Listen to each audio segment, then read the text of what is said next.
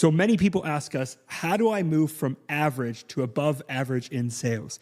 In this episode, you're going to hear Jim talk about the real heart concerns of people and where it's okay to be average and where there's value in striving to be above average. You're going to hear Jim's thoughts on real advice that he's giving to his family in this moment of change they're trying to make. Just like you heard me a few episodes back talk about the real changes I'm trying to make in my life, you're going to hear Jim give real advice on changes that are happening right now. I really think you're going to enjoy this episode, so stay tuned and let us know in the comments what you've learned. How you can be the greatest salesperson on the planet. Welcome to the Rethink Sales Show. My name is Derek Kelly. I am joined by Jim Shorkey. We've been on a few podcasts with a guy by the name of Fran Taylor. He had a conference locally here in Pittsburgh for car dealers around the region, car salespeople. Yes. One of the things he talks about is a lot of salespeople end up staying average. Why do you think people stay stuck there? I don't necessarily agree with everything Fran Taylor says, okay? So let's be careful with that. Okay? Yes. I love Fran. Fran's a brother. Yes. I love Fran. But number one, I live in America. Yep. And America is the land of the free. Mm-hmm. And I get to choose what I want to do, as long as within the legal means. So if I choose to be average, what right do you have to tell me that I'm wrong? Average is okay. Yeah, I'd like to see you move beyond average, but if you want to be average, that's okay. We made a lot of money on average salespeople.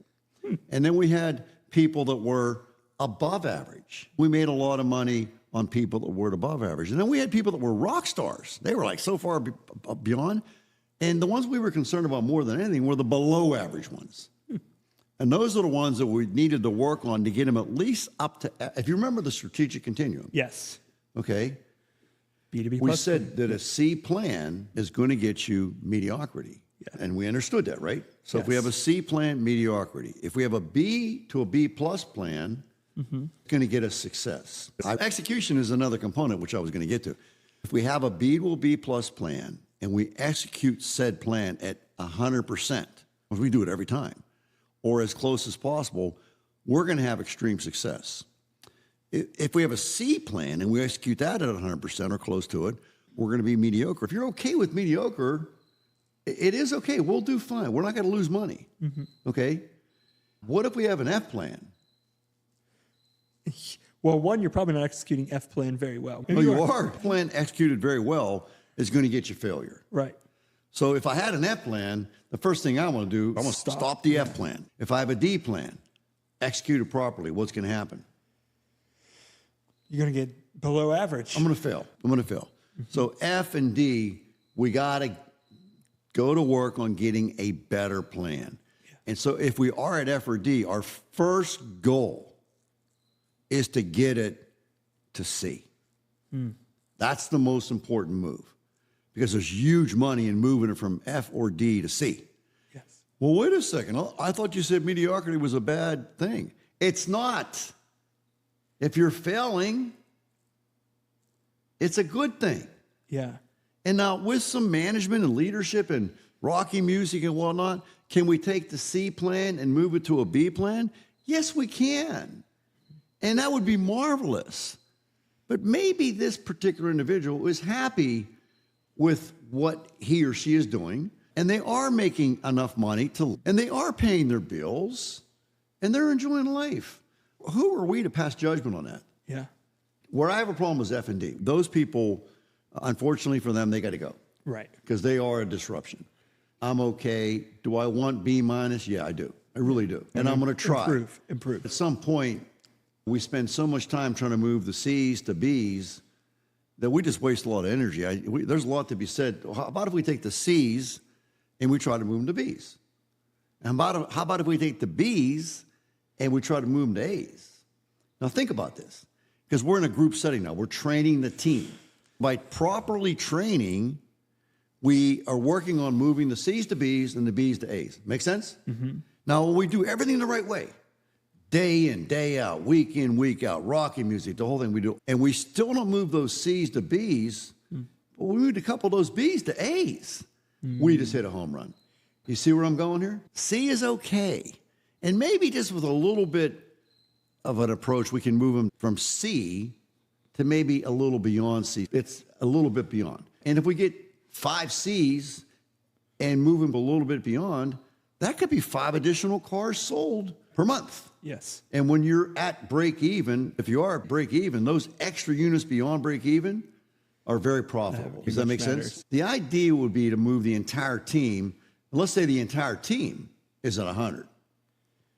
And with proper training, we can move that 100 to 110. You see what I'm saying? Ladies and gentlemen, nobody gets them all. Babe Ruth was the home run king of history. He was also the strikeout king. Yeah, you can't win them all. He swung for the fences, and he struck out a lot. And so you're not going to win them all. And don't get caught up in the idea that you have to win them all. Keep your C people. They're good people. We have a responsibility for them. Keep them. Try to improve them. But at some point, if they're happy, if they're causing you headaches, no, they got to go. That's not what I'm talking about. C person being a disruption, not acceptable. And you'll know. They're in the showroom causing trouble, fighting, mistreating customers, that kind of a thing. No, we don't tolerate that. That's not what we're talking about here. We're strictly talking about the strategic continuum, which is in Rethink You 2.0, and sticking with that mentality. And we're not talking about the overarching theme of how to run a business, just generalistically. Does that make sense? Yeah, great answer, Jim. Thanks for, I thought you were going to go, man, you got to shoot for above average, which you touched on a little bit. I think you do. But just be careful. These are real people. Yeah. And you don't know what they're going through. Right. Wow. Yeah. Again, Luke, send me your crystal ball. When you're dealing with a human being in a difficult situation, until you know the backstory, keep your mouth shut. You don't know what you're talking about. Prove it to me. Do you know the backstory? Do you know that this person, mom has severe Alzheimer's, and that this young lady goes at 7 o'clock every morning to visit her mom? Before she comes And she's in. trying really hard. Yeah. But she just can't get beyond C. And you're going to cut her off? Is that the right thing to do, Luke? Is she a disruption? No. Is she a good person? Yes. Are we doing okay with her C results? Well, yeah, we are. We're doing fine. Would we like her to be a B? You know what? It's not in the cards right now. It's just not. Well, you know the backstory. I can tell you some backstories. We had Dave on, not young David. Yeah. We'll get him on someday. 13 years old, has osteosarcoma. Yeah. So now what do you think? Yeah. And his dad's the C guy working for Jim Shorkey. And his son has cancer. And they're fighting the fight. And these are good people. So you make the call. You going to cut them off? Or are you going to try to help them? Think about it. Thank you, Jim. If I'm a C salesman, I want to get to a B or an A. And really the question is, I want to get better at selling, right? So the first thing that I will tell you to do, I want you to learn the process to where it's second nature. And our process is an A to Z process. We want you to do A, then B, then C, then D, the whole way to Z. And that's our process. And we know, we can prove to you that our process works within the automobile business. So that's the first thing. I want you to get really good at doing the process, right? The second thing is I want you to do the process every single time you have a customer. It's called execution. For example, you want to get better, right, Luke? So let's say right now you're executing at 80%. I want to move it to 90. That's my first move. And then 95. And then I want to get to where we're at 100. We're doing the process 100% of the time. That's going to get you a gain. The more you do the process, the more cars you're going to sell. And the more often you do the process, the more cars you're going to sell. So it would be a question of upping your batting average, so to speak. I could tell you that my batting average is 500%. What do you think about that? I get a hit 50% of the time. What do you think? Why are you shaking your head? 50% of the time. I'm the best. My batting average is 50%. Just be honest. What do you think about that number? Is that a good number or a bad number? Okay. You didn't ask the right question. I got you. I was up to bat 2 times. I got a hit. What's my batting average? Not so good. I'm up to bat 1,000 times, and my batting average is 30%. I just broke the league record, did I not? I got 3,000 hits at 30%. Careful with percentages. You can't spend percentages. You can't put percentages in the bank. My batting average is 500. You only batted 2 times. No. So the idea would be to get in front of I'm answering your question, to get in front of as many customers as you possibly can with no prejudgment. Okay, no crystal ball. Number 1. Number 2, know the process so well that you do it with all the customers to the best of your ability. By the way, you're not going to get it done every single time, but we're going to give it our best shot. If we do those 2 things, we're going to improve the numbers. Make sense? Okay. Constant and never-ending improvement. Have you ever heard those words? Mm-hmm. Constant and never-ending improvement. Lifelong learning. Have you heard that before? Derek? Absolutely. No question. If you read enough self-development, you're going to hear it. Lifelong learning. We always learn. But you're 90 years old. Time to learn. But you're 100 years old. Time to learn. Lifelong learning, never-ending improvement. There is no end to mental growth. You can increase the strength of this power indefinitely. You can make it strong enough, Luke, to do what you want to do and to get what you want to get. This is powerful stuff, man. When it is strong enough, you can learn how to apply it to work, selling cars, and therefore you can certainly succeed. All you have to do is learn what is the cause of success and how it must be applied. So I talked about the process and the execution of said process. Now beneath this, and this is Jim, so I have this thing completely highlighted, and then I have certain parts of it underlined with ink. So I highlighted it. But then I go through and I underline it in ink. Wow. And then I go through in certain parts and I underline with a lot of ink. But that's not enough. I put a star in the corner of the paragraph. Am I nuts or what? There's a star in the bottom right-hand corner, upper right-hand corner, upper left-hand corner, bottom left-hand corner. There's a star. Okay, this must be really important to put all these freaking stars here.